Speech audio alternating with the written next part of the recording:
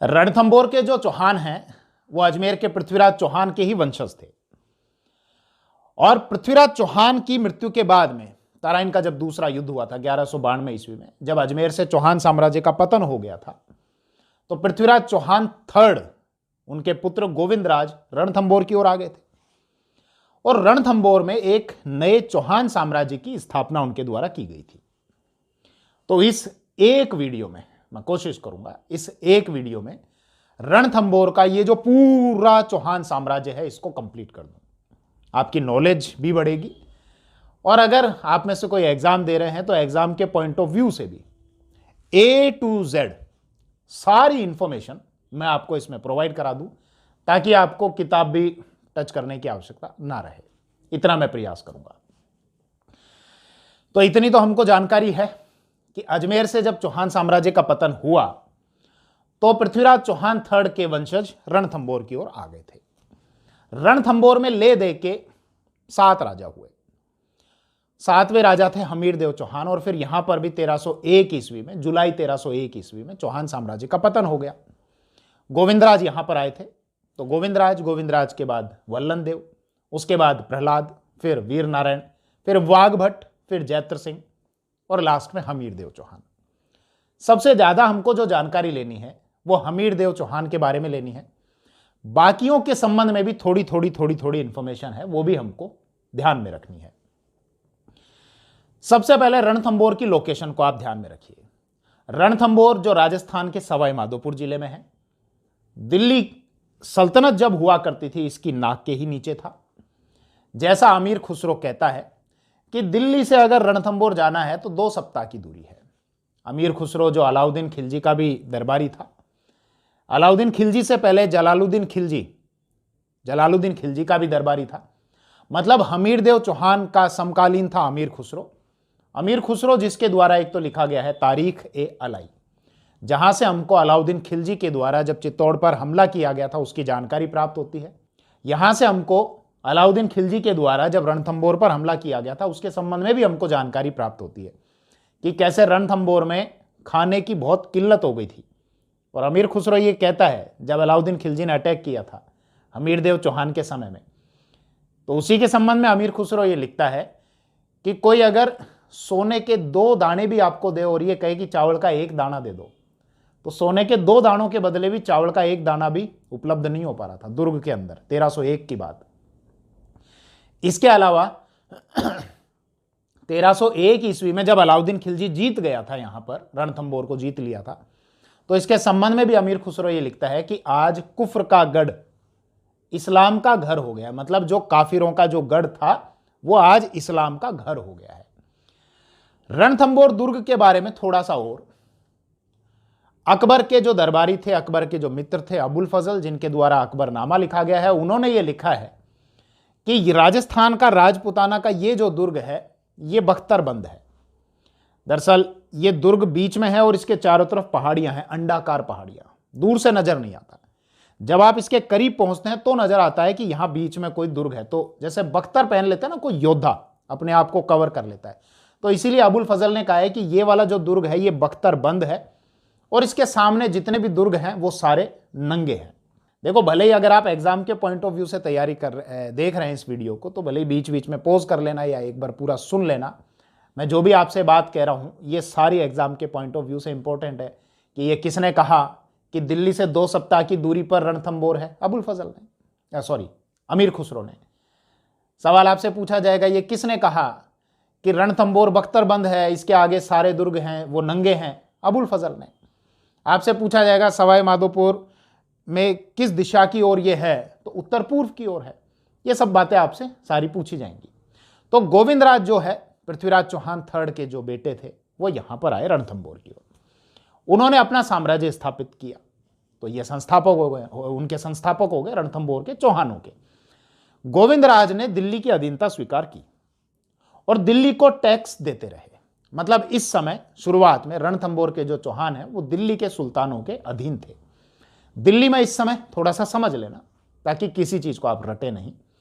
दिल्ली में इस समय गुलाम वंश का शासन था और ये राजा सुल्तान की उपाधि धारण करते थे, इसीलिए इनको सुल्तान कहा गया। और जहां जहां तक इनका राज्य था तो सुल्तान का जहां पर राज्य है उसको सल्तनत बोल दिया गया। 1192 ईस्वी में मोहम्मद गौरी ने जब तराइन के युद्ध में पृथ्वीराज चौहान को पराजित किया तो भारत का एक बहुत जो विशाल उत्तर भारत का जो क्षेत्र था वो उसके अधिकार में आ गया। वो वापस लौट गया गजनी की ओर और अपने दास, अपने गुलाम कुतुबुद्दीन ऐबक को यहां का कार्यभार सौंप दिया। मोहम्मद गौरी आता रहता था, फिर चला जाता था, फिर आता रहता था, फिर चला जाता था। बाद में उसकी हत्या कर दी गई खोखरों के द्वारा। तो कुतुबुद्दीन ऐबक जो है ये 1206 से और 1210 ईस्वी तक रहा। हालांकि इसने सुल्तान की उपाधि धारण नहीं की, ये दास के अपने उस स्टेटस से ही सेटिस्फाई था। लेकिन बाद में दासता से मुक्ति का प्रमाण पत्र मिल गया था कुतुबुद्दीन ऐबक को, लेकिन सुल्तान नहीं बना। तो इस 1206 से और 1290 ईस्वी तक जिन्होंने शासन किया इनको हम गुलाम वंश या ममलूक बोलते हैं इन लोगों को। जिसमें पहले थोड़ा सा इसको भी ध्यान रखना ताकि जब मैं आगे जिस शासक की बात करूं तो आपके माइंड में वो चीज क्लिक हो कि पहले कुतुबुद्दीन ऐबक आया, फिर कुतुबुद्दीन ऐबक जब मर गया तो फिर इसका बेटा आराम शाह वो अगला शासक बना 1210 से और 11 ईस्वी तक। फिर आराम शाह की जब डेथ हो गई तो इसके बाद इल्तुतमिश, फिर रुकनुद्दीन फिरोज, फिर रजिया के बाद मुइजुद्दीन बैरम शाह, फिर इसके बाद अलाउद्दीन मसूद शाह, फिर नसीरुद्दीन महमूद, फिर बलबन, फिर कैकुबाद और क्यूमर्स। ये ले देखिए ये सुल्तान बने थे दिल्ली के। तो वापस विषय पर आओ कि गोविंदराज रणथंबोर के चौहानों के संस्थापक। इस समय गोविंदराज दिल्ली के अधीन, तो दिल्ली को टैक्स देना शुरू किया। गोविंदराज की जब मृत्यु हुई तो अगले जो शासक बने वो थे वल्हन या वाल्हन। वल्हन ने दिल्ली वालों से कहा कि भैया सुन लो रे, मेरा आज से तुम्हारा कोई लेना देना नहीं है, मैं तुमको टैक्स नहीं दूंगा। इस समय दिल्ली पर कौन बैठा? इल्तुतमिश। तो इल्तुतमिश को टैक्स देने से मना कर दिया था वल्हन। तो रणथंबोर के चौहानों में आपसे पूछा जाएगा ऐसा पहला शासक कौन सा था जिसने अपने आप को स्वतंत्र घोषित किया? वल्हन स्वतंत्र घोषित किया, दिल्ली को टैक्स देना मना कर दिया। तो अब इल्तुतमिश ने सेना भेजी, यहां पर हमला किया और वल्हन को रणथंबोर को छोड़कर और जंगलों में जाना पड़ा। अधीनता स्वीकार नहीं की, संघर्ष करना स्वीकार किया, इसीलिए जंगलों की ओर वो चले गए। इल्तुतमिश का रणथंबोर के दुर्ग पर अधिकार हो गया। वल्हन के बाद आगे जो बने प्रहलाद, वो भी जंगलों में रहते हुए संघर्ष करते रहे। आगे जो बने वीर नारायण, वो भी जंगलों में रहते हुए संघर्ष करते रहे। हालांकि इल्तुतमिश से टकराव होता रहा वीर नारायण का, और बाद में इल्तुतमिश ने वीर नारायण को बंदी बना लिया, दिल्ली ले जाया गया और वहां पर वीर नारायण की हत्या कर दी गई। तो अभी तक रणथंबोर का जो दुर्ग है वो दिल्ली के अधीन रहा। अब आगे वाघभट्ट या बाघभट्ट, उन्होंने रणथंबोर पर फिर से अधिकार कर लिया। दरअसल इस समय इल्तुतमिश की मृत्यु हो चुकी थी 1236 ईस्वी में, और इल्तुतमिश ने अपने जीते जी ये कहा था कि जब मैं मर जाऊं तो मेरी बेटी रजिया को अगला सुल्तान बना देना। लेकिन जो अमीर थे वो एक महिला का शासन कैसे स्वीकार करते कि महिला दरबार में आए पुरुषों की तरह, अपना चेहरा ढककर ना आए, ये बात उनको स्वीकार नहीं थी। इसीलिए उन्होंने कहा नहीं, रजिया को नहीं बनाएंगे, इल्तुतमिश के बेटे रुकनुद्दीन फिरोज को बना देंगे। अब फिरोज को बनाया 1236 में बनाया था, लेकिन वो अयोग्य था, उसको हटा दिया गया। हालांकि रजिया के फेवर में आम जनता थी, तो एक प्रकार से आप ये बोल सकते हो कि उस समय राजतंत्र में एक लोकतंत्र हमको देखने को मिला, क्योंकि रजिया गई और रजिया ने डिमांड की कि मेरे पिता ने मुझको अगला सुल्तान घोषित किया था और मेरे साथ अन्याय हुआ है, तो मैं आपसे न्याय की मांग करती हूं। जनता ने भी विद्रोह कर दिया था और कुछ अमीरों को लगा हाँ भाई बात तो ठीक है, तो रुकनुद्दीन फिरोज को हटा के वापस रजिया को बना दिया था 1236 से और 40 तक। मैं आपसे ये कहना चाह रहा हूं कि इस दौरान उठापटक रही। इस उठापटक का बाघभट्ट या वाघभट्ट ने फायदा उठाया और उन्होंने रणथंबोर को फिर से जीत लिया। तो अब रणथंबोर फिर से चौहानों के अधिकार में आ गया। रजिया ने हालांकि सेना भेजी रणथंबोर की ओर, लेकिन वो अपने वहां की पॉलिटिक्स को सुलझाए, पॉलिटिक्स में भी उलझी हुई थी। इसके अलावा रणथंबोर को भी अगर जीते तो इधर भी खर्चा करना पड़ रहा था, तो रणथंबोर को संभाल कर रखना बहुत खर्चीला सिद्ध हो रहा था। वो खुद अपनी पॉलिटिक्स में उलझी हुई थी क्योंकि एक महिला को स्वीकार नहीं कर रहे थे, वहां के अमीर एक महिला को स्वीकार नहीं कर रहे थे, तो उसने रणथंबोर पर इतना ध्यान नहीं दिया। इसकी वजह से वाघभट्ट ने यहां पर फिर से रणथंबोर पर अधिकार कर लिया। वाघभट्ट के बाद अगले जो शासक हुए वो थे जैत्र सिंह, और जैत्र सिंह ने भी रणथंभौर पर अपना अधिकार रखा। अब जैत्र सिंह से हम मेन स्ट्रीम की ओर बढ़ते हैं। 1250 ईस्वी में जैत्र सिंह रणथंभौर के शासक बन गए। 1282 ईस्वी तक रहे। 32 साल का इनका शासनकाल रहा। इनका शासनकाल कहा जाता है बहुत न्यायप्रिय ये थे जैत्र सिंह, और जनता के साथ में न्याय किया करते थे। इसीलिए जब जैत्र सिंह की मृत्यु हुई तो इनके जो बेटे अगले शासक बने थे हमीरदेव चौहान, हमीरदेव चौहान ने अपने पिता के 32 वर्ष के शासनकाल की स्मृति में 32 खंभों की एक छतरी का निर्माण करवाया। मतलब 32 पिलर हैं, ऊपर से कवर हैं, उसको छतरी बोला जाता है। तो 32 खंभों की एक छतरी का निर्माण करवाया। किसने? इनके बेटे हमीरदेव चौहान ने, जो आगे शासक बने 1282 से और 1301 ईस्वी तक। इसको न्याय की छतरी कहा जाता है क्योंकि जैत्र सिंह न्यायप्रिय शासक थे, इसीलिए इसको न्याय की छतरी कहा गया। 32 खंभे इसलिए क्योंकि जैत्र सिंह का शासनकाल 32 वर्ष का था, इसीलिए उसमें 32 पिलर टोटल बनाए गए। थोड़ा सा इनके बारे में ध्यान रखना आप जैत्र सिंह के शासनकाल में।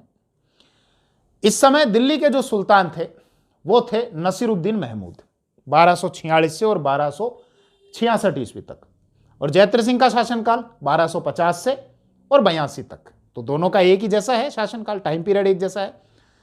तो नसीरुद्दीन महमूद ने वापस रणथंभौर को जीतने के बारे में सोचा।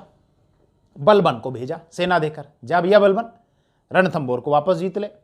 बलबन ने यहां पर हमला किया और रणथंभौर से पहले एक दुर्ग आता है, झाइन का दुर्ग, झाइन या जिसको झाझन का दुर्ग कहा जाता है। और ऐसा कहा जाता है कि अगर आपको रणथंभौर को जीतना है तो पहले झाइन को जीतना पड़ेगा। मतलब झाइन को जीते बिना रणथंभौर को नहीं जीता जा सकता, इसीलिए वो चाबी है रणथंभौर की। तो झाइन के दुर्ग को कहा जाता है रणथंभौर की चाबी। ठीक उसी प्रकार से जैसे जालोर का जो दुर्ग है उसको जीतने से पहले कहा जाता है कि सिवाना को जीतना पड़ेगा, जो बाड़मेर में आता है। तो सिवाना को कहा जाता है जालोर के दुर्ग की चाबी, की ऑफ जालोर। ऐसे ही झाझन या झाइन को कहा जाता है रणथंभौर के दुर्ग की चाबी या की। तो बलबन यहां पर आए। बलबन ने झाइन या झाझन का दुर्ग तो जीत लिया था, लेकिन रणथंभौर को बलबन नहीं जीत पाया था। तो यह ध्यान रखना कि जैत्र सिंह को नसीरुद्दीन महमूद की सेना का सामना करना पड़ा था। उस सेना को लेकर यहां पर कौन आया था? बलबन आया था। 1282 ईस्वी में जैत्र सिंह के बाद हमीरदेव चौहान अगले शासक बने। और अब असली जो कहानी शुरू होती है वो हमीरदेव चौहान के शासनकाल में ही शुरू होती है। इतनी सी ये चौहान रियासत है, लेकिन असली डिटेल्स अब आएंगी। हमीरदेव चौहान का शासनकाल 1282 से 1301 ईस्वी। हमीरदेव चौहान को कहा जाना जाता है अपने हठ के लिए कि जो ठान लिया वो किया। कैसे? अभी पता लगेगा आपको। हमीरदेव चौहान जब रणथंभौर के शासक बने थे, छोटा सा राज्य था रणथंभौर। इस छोटे से राज्य को हमीरदेव चौहान ने दूर दूर तक विस्तारित कर दिया। हमीरदेव चौहान की एक योजना थी कि मैं 9 कोटि यज्ञ का आयोजन करूं। इस यज्ञ का आयोजन तब होता था जब आप बहुत बड़ा क्षेत्र जीत चुके हो। छोटे राजा को इस प्रकार का यज्ञ नहीं किया जाता था, छोटे राजा ऐसा यज्ञ नहीं करते थे। तो अब यज्ञ करना है तो बड़ा क्षेत्र जीतना है। हमीरदेव चौहान अपनी सेना लेकर निकले और हमीरदेव चौहान ने एक छोटे से रणथंभौर को बहुत बड़े राज्य में चेंज कर दिया। कैसे? मेवाड़ पर हमला किया। मेवाड़ के शासक थे समर सिंह। समर सिंह को पराजित किया हमीरदेव चौहान ने। आगे गए आबू की ओर, जो वर्तमान में सिरोही में आता है। वहां के शासक थे प्रताप सिंह, जो गुजरात के सोलंकी या जिनको हम चालुक्य बोलते हैं, वहां के शासकों के वो सामंत थे। प्रताप सिंह को पराजित किया। इसके बाद वर्धनपुर गए, कठियावाड़ गुजरात की ओर, वो क्षेत्र जीत लिया।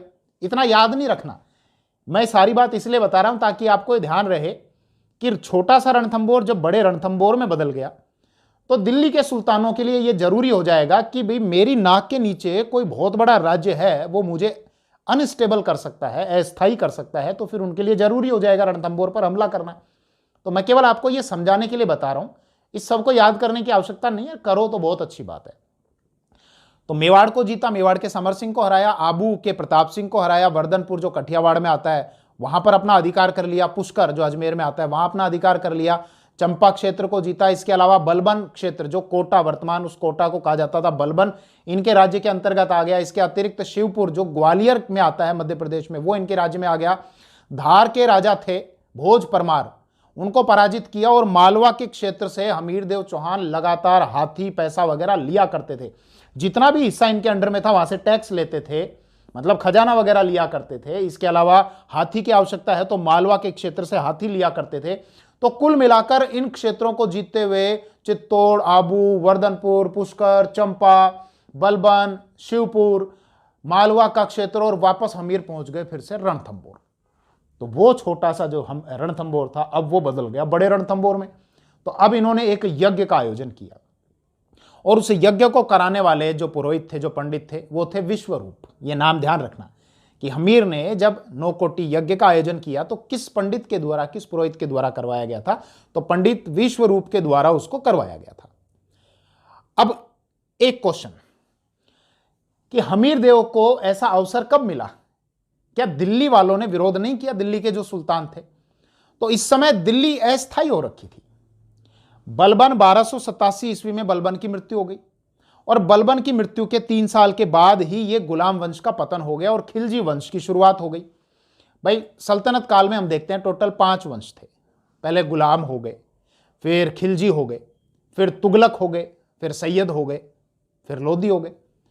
और पानीपत का जब युद्ध हुआ था तो 1526 में पानीपत के उस युद्ध में लोधी मारे गए, इब्राहिम लोधी की मृत्यु हो गई।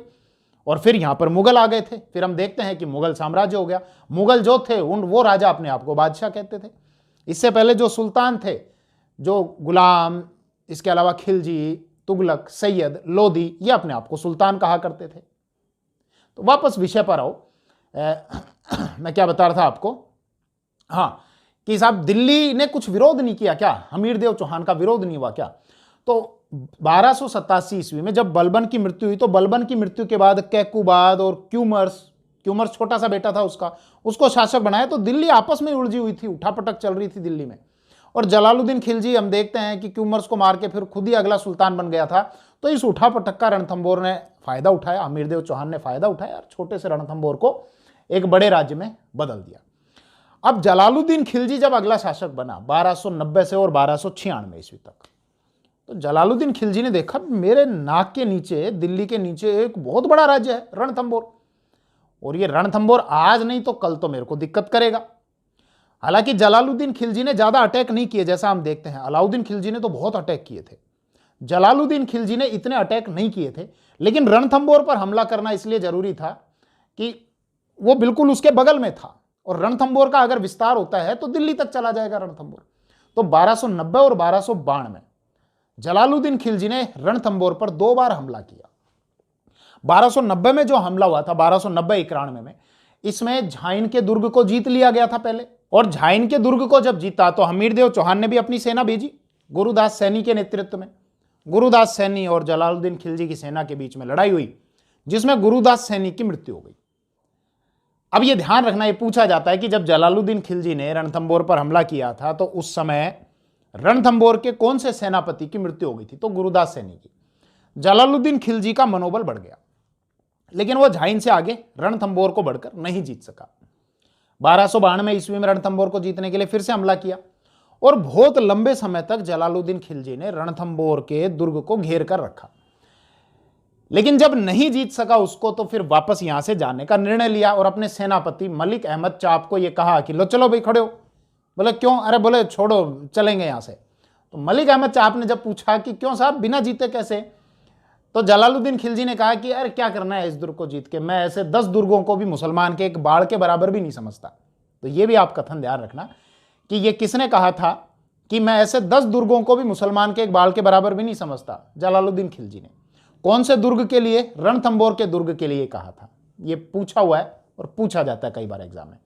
तो जलालुद्दीन खिलजी तो 2 बार यहां पर आया 1290-91 में और 92 ईस्वी में, लेकिन यहां से हारकर वापस चला गया, मतलब जीत नहीं सका इसको। जलालुद्दीन खिलजी की 1296 ईस्वी में उसी के भतीजे अलाउद्दीन खिलजी ने हत्या कर दी और अगला शासक बन गया अलाउद्दीन खिलजी। अब अलाउद्दीन खिलजी और हमीरदेव चौहान, इन दोनों के मध्य में भी युद्ध हुए। टोटल 4 बार यह युद्ध हुआ, जिसमें अंतिम जो प्रयास था उसमें स्वयं सुल्तान को यहां पर आना पड़ा। उससे पहले 3 जो प्रयास किए थे इस तुर्क सेना ने, उस 3 प्रयासों में इस तुर्की सेना को असफल होना पड़ा। और केवल असफल नहीं, इसका जो एक मुख्य सेनापति था नुसरत खां, वो भी मारा गया था। सबसे पहले तो कारण, आपसे कारण पूछा जाएगा कि अलाउद्दीन खिलजी और हमीरदेव चौहान के मध्य युद्ध क्यों हुए। कुछ सोर्सेज के हिसाब से मैं बता रहा हूं, उन सोर्सेज को ध्यान रखना, क्योंकि आजकल एग्जाम में सोर्स भी पूछे जाते हैं। एक तो सोर्स है कानड़ देव प्रबंध, जो पद्मनाभ के द्वारा लिखा गया है। कौन सा? कानड़ देव प्रबंध, पद्मनाभ के द्वारा लिखा गया है। कानड़ देव जालोर के शासक थे और जालोर में एक घटना हुई थी 1298-99 ईस्वी के समय। उस घटना को जोड़ा गया है रणथंबोर के इस हमले से। कानड़ देव प्रबंध में यह लिखा गया है कि जब अलाउद्दीन खिलजी की सेना गुजरात से वापस लौट रही थी दिल्ली की ओर, तो जालोर के मार्ग से जा रही थी। ये लोग गुजरात से जब आए तो वहां के शिवलिंग को तोड़कर लाए थे, उसके टुकड़े अपने साथ में लेकर आए थे कि दिल्ली ले जाकर इनको अपमानित किया जाएगा। कानड़ देव जो हैं वो उन्होंने इस तुर्की सेना को अपने राज्य में से ना तो जाने की आज्ञा दी और आने की भी आज्ञा नहीं दी थी। लेकिन जब कानड़ देव को यह पता चला कि यह तुर्की सेना मेरे राज्य में से ही जा रही है, तो अपने एक सेनापति को भेजा। उस सेनापति ने इस सेना पर हमला कर दिया। हालांकि ये जो सेना थी तुर्की सेना, मेन फोकस करते हैं हम कि ये तुर्की सेना जब जालोर के मार्ग से गुजर रही थी तो वहां पर लूट के माल के बंटवारे को लेकर आपस में ही लड़ पड़े। एक तो धड़ा बन गया उलुग खां, जो अलाउद्दीन खिलजी का भाई था, नुसरत खां, अल्प खां, एक धड़ा इधर का, और एक मंगोल भी थे इस सेना में, मोहम्मद शाह, कैबरू, इसके अलावा वेचर, तीचर, गर्भरूक, ये मंगोल थे वहां पर। इनके नेता थे मोहम्मद शाह और कहबरू। अलाउद्दीन खिलजी के भाई ने यह कहा कि तुम्हारे पास में जो लूट का माल है, जो गुजरात से तुम हमारे साथ में लूट कर लाए हो, इसमें से हमको 40% दो। 40 नहीं, 1/5 हिस्सा, 20%, हमको इसमें से 20% दो। उन्होंने मना कर दिया, क्यों, हम तो नहीं देते। और वो इस लूट के माल को लेकर भागकर अपनी जान बचाकर रणथंबोर के अमीरदेव चौहान के पास में आ गए, हाथ जोड़े कि साहब शरण दो हमको, हमारी रक्षा करो, हम आपकी शरण में आए हुए हैं, बचा लो हमको। और अमीरदेव चौहान ने उनको अपने यहां पर शरण दे दी। हालांकि जब ये आपस में लड़ रहे थे तो जालोर की सेना ने इन पर हमला कर दिया और इनका जो लूट का माल था, वो लूट का बहुत सारा माल लूट कर वो जालोर में चले गए थे। तो अलाउद्दीन खिलजी की सेना को डबल नुकसान हो गया। एक लूट का माल तो जालोर की सेना लूट कर ले गई उनसे, और बाकी जो मंगोलों के पास था, मंगोल वहां से लेकर भागकर और अमीरदेव चौहान के पास में आ गए, यहां पर शरण ली। तो ये वाला रीजन तो बताते हैं कानड़ देव प्रबंध में पद्मनाभ। एक और सोर्स है, वो है हमीर हट, जो चंद्रशेखर के द्वारा लिखा गया है। उसमें यह कारण बताया गया है, एक तो मंगोलों को शरण देना, वही जो मैंने आपको अभी बताया। दूसरा यह बताया है कि जो मोहम्मद शाह था, मंगोलों का नेता, उसको अलाउद्दीन खिलजी की जो बेगम थी चिमना बेगम, उससे प्यार हो गया था और वो अपनी जान बचाकर हमीरदेव चौहान के पास में आ गया था। और हमीरदेव चौहान ने मोहम्मद शाह को अपने यहां पर शरण दे दी थी। तो यहां हमीर हट में बताया गया, दोनों प्यार करते थे। वो यहां पर जब अलाउद्दीन खिलजी को पता लगा, वो भागकर हमीरदेव चौहान के पास में आ गया और यहां पर शरण मांग ली। ये कारण बताया गया है। एक कारण बताया गया है, उस समय के जो लेखक थे अमीर खुसरो, उनके द्वारा एक आ गया, साहब दोनों की लड़ाई का जो कारण है वो महत्वाकांक्षाओं का टकराव है। मतलब चौहान भी अपना राज्य विस्तारित करना चाह रहे हैं और अलाउद्दीन खिलजी को भी अपना राज्य विस्तारित करना है। अब अलाउद्दीन खिलजी को अगर मालवा की तरफ बढ़ना है, गुजरात की तरफ बढ़ना है, यानी दक्षिण हिस्से की ओर आगे बढ़ना है, तो ऐसे में रणथंबोर जीतना जरूरी है। क्योंकि बार बार अलाउद्दीन खिलजी की सेना अगर रणथंबोर में से गुजरेगी, हमीरदेव चौहान की मर्जी है तो गुजरने दें, हमीरदेव चौहान की मर्जी नहीं है तो नहीं गुजरने दें। हमीरदेव चौहान उनकी सेना को अगर मर्जी नहीं है तो वापस मार के भगा देंगे या टैक्स उनसे वसूल कर लेंगे, पैसा उनसे ले लेंगे। जैसा हम ये देखते हैं, एक बार तुर्कों की सेना मेवाड़ की ओर से जा रही थी, तो मेवाड़ के शासक जो थे समर सिंह, उन्होंने तुर्की सेना से दंड वसूल लिया था, पैसा वसूल लिया था कि मेरे राज्य में से जा रहे हो तो पहले मेरे को दंड दो। तो इसीलिए अलाउद्दीन खिलजी के लिए ये आक्रमण करना जरूरी हो गया था। ये इस प्रकार का रीजन बताया है अमीर खुसरो ने। क्लियर है इतनी कहानी। अब यह आक्रमण के लिए सेना भेजी, एक बार सेना भेजी 1299 ईस्वी में। उलूग खां आया, अल्प खां आया, नुसरत खां, ये तो तुर्की सेना की ओर से। कौन? उलूग खां, उसका भाई था अलाउद्दीन खिलजी का, नुसरत खां और अल्प खां। ये लोग आए झाइन की ओर। बनास नदी के आसपास में ये कहीं पर इन्होंने अपना कैंप लगाया। रणथंबोर का जो दुर्ग है, इससे पहले बनास नदी के आसपास में कहीं पर इन्होंने अपना कैंप लगाया। आगे की भूमि बहुत उबड़ खाबड़ और पथरीली थी, तो इन्होंने कहा यहीं पर कैंप लगा लेते हैं। कैंप लगा के क्या करें, अगर रणथंभौर की सेना लड़ने के लिए नहीं आई तो खेतों को उजाड़ना शुरू कर दो साहब, जनता को लूटना मारना शुरू कर दो। रणथंभौर में जब ये न्यूज पहुंचेगी तो हमीरदेव चौहान को अपनी सेना भेजनी पड़ेगी। हमीरदेव चौहान इस समय मुनि व्रत उन्होंने धारण किया हुआ था, मतलब मौन व्रत, एक मौन व्रत के नियमों में वो बंधे हुए थे। तो उन्होंने अपने सेनापतियों को भेजा, नाम ध्यान रखना, एक तो थे भीम सिंह, एक थे धर्म सिंह। इन दोनों का कहा जाओ रे और उनको मार के भगा दो। ये लोग वहां पर गए, तुर्की सेना पर हमला किया। तुर्की सेना का जो लूट का माल था उसको इन्होंने लूट लिया, भीम सिंह और धर्म सिंह ने, और ये लेकर वापस चल दिए रणथंभौर की ओर। जब ये चले तो धर्म सिंह तो काफी आगे निकल चुके थे और भीम सिंह जो है वो धीरे धीरे चल रहे थे। जैसे होता है ना कि जब आप रिलैक्स हो जाते हो तो आराम से बिल्कुल चालो, आराम, कोई दिक्कत को नहीं। तो वो भीम सिंह जो है वो आराम आराम से चल रहे थे। उनको ये नहीं पता था कि अल्प खां के साथ में थोड़ी बहुत फौज जो है वो इधर उधर फैली हुई है। तो जब ये हिंदू वाट घाटी पर पहुंचे, हो सकता है ये पूछा जाए, ध्यान रखना कि हिंदू वाट घाटी का जो युद्ध है वो कौन सी रियासत से रिलेटेड है, रणथंभौर से। तो भीम सिंह जब हिंदू वाट घाटी के आसपास में पहुंचे तो अल्प खां के साथ में जो थोड़ी बहुत सेना छिपी हुई थी, इधर उधर बिखरी थी, भीम सिंह पर हमला कर दिया। भीम सिंह की मृत्यु हो गई। अब धर्म सिंह जब ये पहुंचे रणथंभौर के दुर्ग में तो हमीरदेव चौहान नाराज हुए और हमीरदेव चौहान ने भीम सिंह की हत्या का दोषी धर्म सिंह को माना। धर्म सिंह की आंखें फुड़वा दी, पद से हटा दिया और धर्म सिंह के जो भाई थे भोज, उनको उस पद पर नियुक्त कर दिया। लेकिन भोज का प्रशासन ठीक नहीं था, वो ठीक प्रकार से स्थिति को नहीं संभाल पाए, तो भोज को पद से हटा दिया, भोज को अपमानित किया। धर्म सिंह ने कहा साहब आप मेरे को वापस से सेवा का, आप मेरे को मौका दो, मैं वापस से स्थिति ठीक कर दूंगा। धर्म सिंह को वापस से उस पद पर फिर से अपॉइंट कर दिया। अब इसका नुकसान देखो हमीरदेव चौहान को क्या हुआ कि भोज को पद से हटाया, भोज को अपमानित किया, तो भोज के मन में बदला लेने की बात थी। भोज सीधे पहुंचा अलाउद्दीन खिलजी के पास में।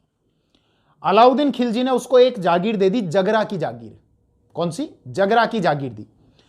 उसने अलाउद्दीन खिलजी को उकसाना भड़काना शुरू किया, अटैक करो साहब, रणथंभौर पे अटैक करो। हालांकि अलाउद्दीन खिलजी तो पहले से ही तैयार था, लेकिन रणथंभौर का अगर कोई ऊंचे पदों पर कोई पदाधिकारी अलाउद्दीन खिलजी के पास में पहुंच रहा है तो वहां की आंतरिक स्थिति के बारे में तो वो जानता है ना, तो इसका बेनिफिट अलाउद्दीन खिलजी को हुआ। दूसरा, हमीरदेव चौहान ने जिस धर्म सिंह की आंखें फुड़वा दी थी, आंखें फुड़वाकर उसको पद से हटा दिया था, वापस फिर से उस पद पर अपॉइंट कर दिया, तो उसके मन में भी कहीं ना कहीं टीस थी कि मेरे को इस बात का बदला लेना है। उसने बहुत सारे टैक्सेस फालतू के बढ़ा दिए जनता के ऊपर। जनता ने इसकी वजह से विद्रोह कर दिया।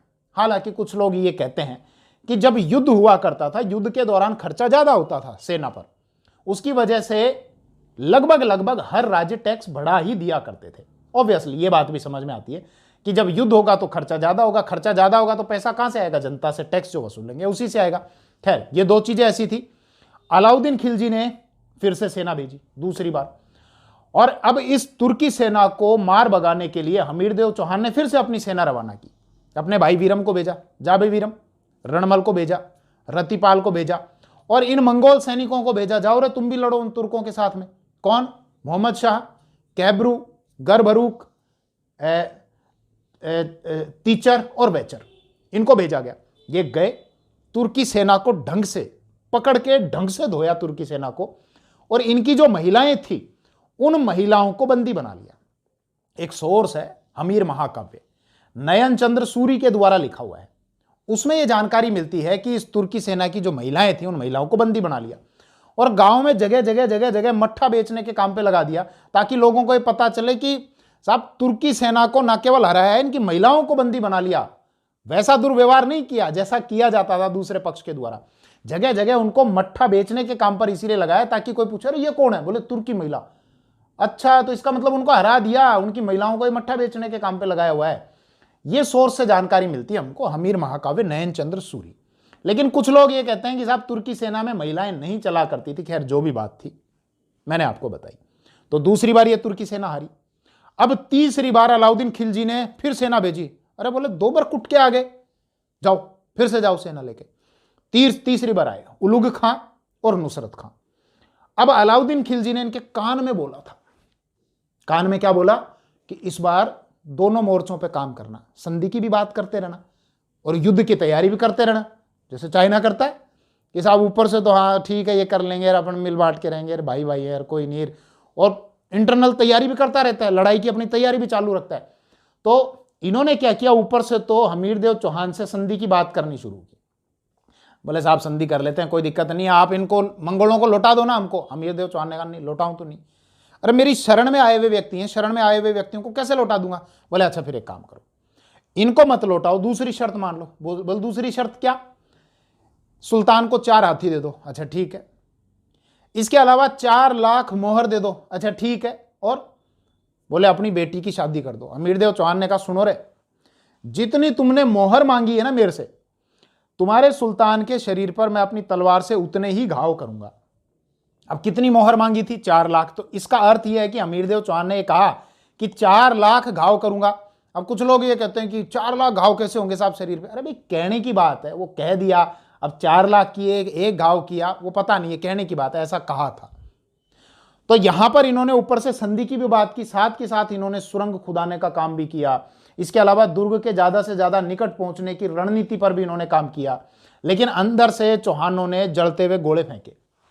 कपड़ा था, तेल में भिगोया, जलाया, बाहर फेंका, एक गोला आके गिरा नुसरत खां पे। ध्यान रखना, यह सवाल भी पूछा हुआ है, कौन मरा था, तुर्की सेना का कौन सा सेनापति यहां मारा गया था, नुसरत खां। नुसरत खां के ऊपर आके गोला पड़ा और नुसरत खां के प्राण पखेरु उड़ गए। तुर्की सेना में भगदड़ मच गई और बोला मारा गया ये तो, और तुर्की सेना वापस भाग गई दिल्ली की ओर। तो अब अलाउद्दीन खिलजी के पास में अपनी सेना के हार के 3 बार हार के समाचार थे। बोले 3 बार गए हैं, 3 बार कुट के आए हैं, 3 बार हार के आए हैं, अब इनके बस की बात नहीं है, अब मैं खुद चलूंगा। और फिर चौथी बार अलाउद्दीन खिलजी खुद आया 1301 ईस्वी में, और 1301 ईस्वी में अलाउद्दीन खिलजी का रणथंबोर के दुर्ग पर अधिकार हो गया। डेट आप ध्यान रखना, कैसे अधिकार हुआ मैं पूरा अभी आपको वापस पूरी पिक्चर में अभी लेके चलूंगा, सारा सीन आपको सारा बताऊंगा। डेट ध्यान रखना, एक तो 11 जुलाई 1301 बताया जाता है एक इतिहासकार के द्वारा, उनका नाम मेरे को ध्यान नहीं आ रहा, अभी आएगा जब मैं बताऊंगा ध्यान। एक बताया जाता है 10 जुलाई 1301 ईस्वी को, चाहो तो आप इसको नोट कर लेना, 10 जुलाई 1301 ईस्वी ये तो बताता है बरनी। 12 जुलाई 1301 ईस्वी ये बताता है आपका हमीर महाकाव्य। 12 जुलाई 1301 कौन बताता है, हमीर महाकाव्य। 10 जुलाई 1301 कौन बताता है, बरनी। और 11 जुलाई 1301 ईस्वी को एक और बताता है इलियट। 11 जुलाई को कौन बताता है, इलियट। और यही सबसे ज्यादा माना जाता है कि 11 जुलाई को ही, 11 जुलाई 1301 को अलाउद्दीन खिलजी का रणथंबोर के दुर्ग पर अधिकार हो गया। कैसे अधिकार हुआ सुनना। अलाउद्दीन खिलजी आया, बहुत बड़ी फौज लेकर आया। हमीरदेव चौहान को यह पता था कि इस फौज का खुले में सीधे मुकाबला नहीं किया जा सकता। बोले कोई बात नहीं, अपने गढ़ के गेट बंद कर लो, मतलब दुर्ग के गेट बंद कर लो, अंदर बढ़िया खाने पीने की व्यवस्था रख लो, और अंदर से फेंको गोले, जैसे नुसरत खां को मारा ऐसे इसको भी मार देंगे। बहुत लंबा टाइम हो गया। अलाउद्दीन खिलजी ने घेरे रखा उस दुर्ग को लंबे टाइम तक। जुलाई का महीना आ चुका था, जून जुलाई का, बारिश शुरू हो गई थी। अब बाहर पड़े हुए हैं खुले मैदान में, भीग रहे हैं, बारिश हो रही है, कभी सुबह को बारिश हो जाए, कभी रात को बारिश हो जाए, वो भी कोई दिक्कत नहीं। अलाउद्दीन खिलजी के पास में समाचार आने लगे, बोले साहब आपके खिलाफ दिल्ली और अवध में विद्रोह चालू हो गए हैं, कहीं रणथंबोर के चक्कर में दिल्ली की कुर्सी नहीं चली जाए आपकी। अलाउद्दीन ने कहा तो इस मैटर को फटाफट सुलटाओ, अब बिना यहां से जीते अगर वापस जाएंगे तो लोग ताने मारेंगे। बोले आया था ये सुल्तान बनने, बोले 3 बार कुट के गए, खुद आया, अब ये खुद भी चला गया वापस। बोले जीत के तो जाना है। बोले क्या करें, कूटनीति से काम करते हैं। हमीरदेव चौहान के पास में मैसेज भिजवाया, संधि करना चाहते हैं।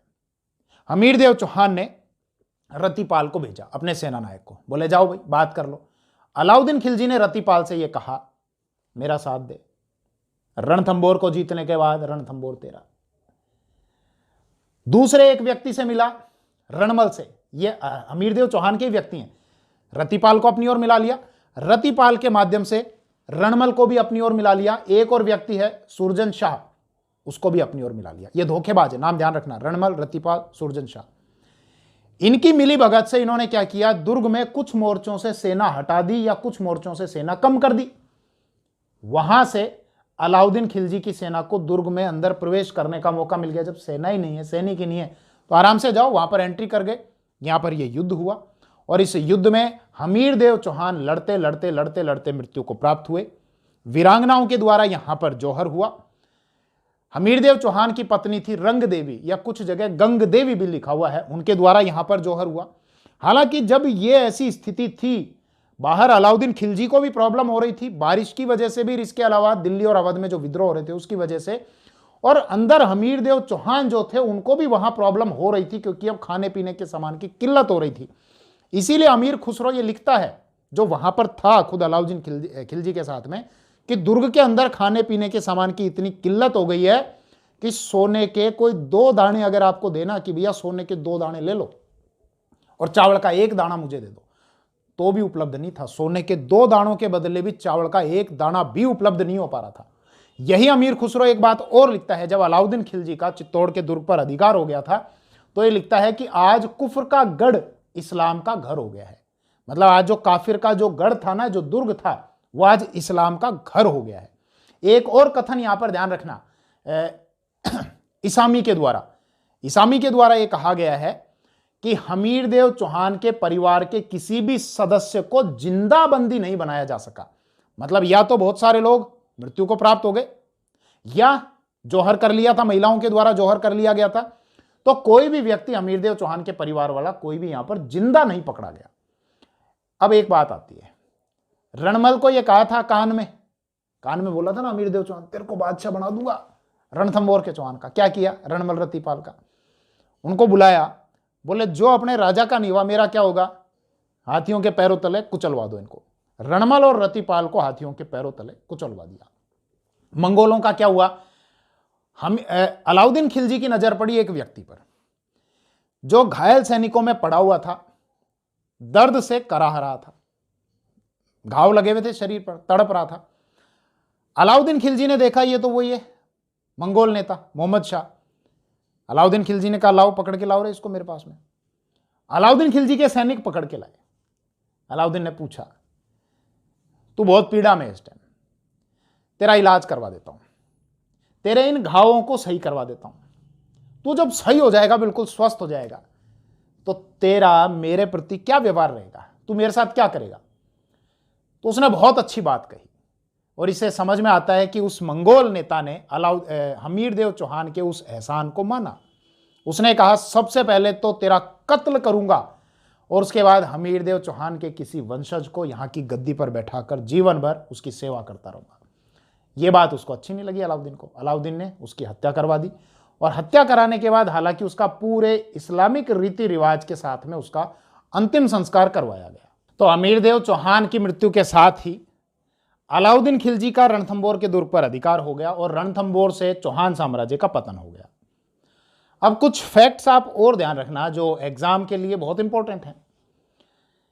एक तो हमीरदेव चौहान के जो दरबारी थे, विद्वान थे, बीजादित्य या विजयादित्य कवि थे, उनके दरबारी कवि थे बीजादित्य या विजयादित्य।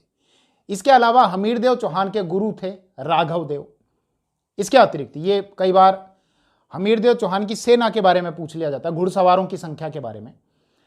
तो एक जगह तो हमीरदेव चौहान के घुड़सवारों की संख्या 10,000 बताई है अमीर खुसरो ने, और ये ज़्यादा ठीक लगती है क्योंकि अमीर खुसरो खुद वहाँ पर था, तो एक आकलन उसके द्वारा ठीक ठाक कर लिया गया होगा।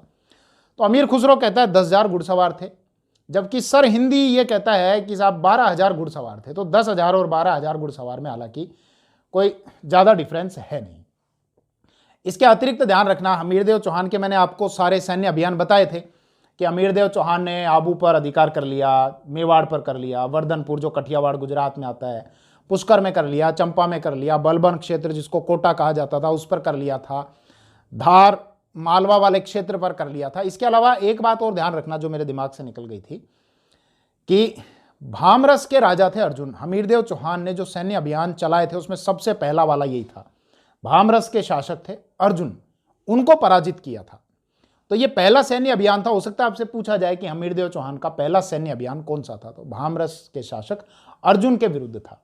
इसके अतिरिक्त हमीरदेव चौहान जैत्र सिंह के तीसरे पुत्र थे गोपीनाथ शर्मा के हिसाब से। अब दूसरे थे, एक पांचवें थे, एक पहले थे, लेकिन गोपीनाथ शर्मा ये कहते हैं कि साहब जैत्र सिंह के तीसरे बेटे थे हमीरदेव चौहान। हमीरदेव चौहान के शासन काल के सोर्सेज आप ध्यान रखना जहां से हमको जानकारी मिलती है।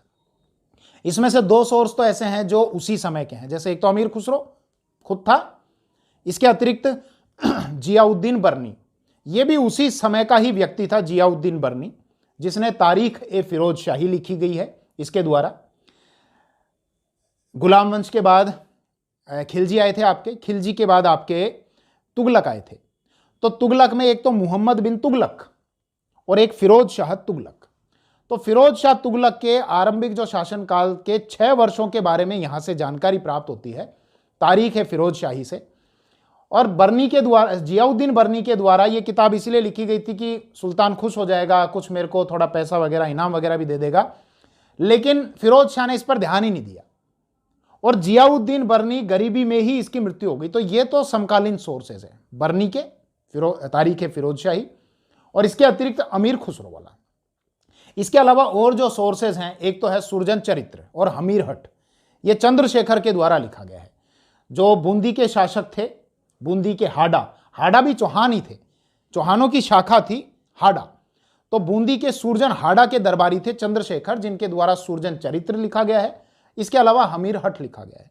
इसके अलावा नयन चंद्र सूरी के द्वारा लिखा गया हमीर महाकाव्य, जोधराज के द्वारा लिखा गया हमीर रासो। ये कुछ सोर्सेज है जहां से हमको इन सारी घटनाओं के संबंध में जानकारी प्राप्त होती है। हमीरदेव चौहान से रिलेटेड एक कथन और याद रखना, जो दशरथ शर्मा के द्वारा कहा गया है।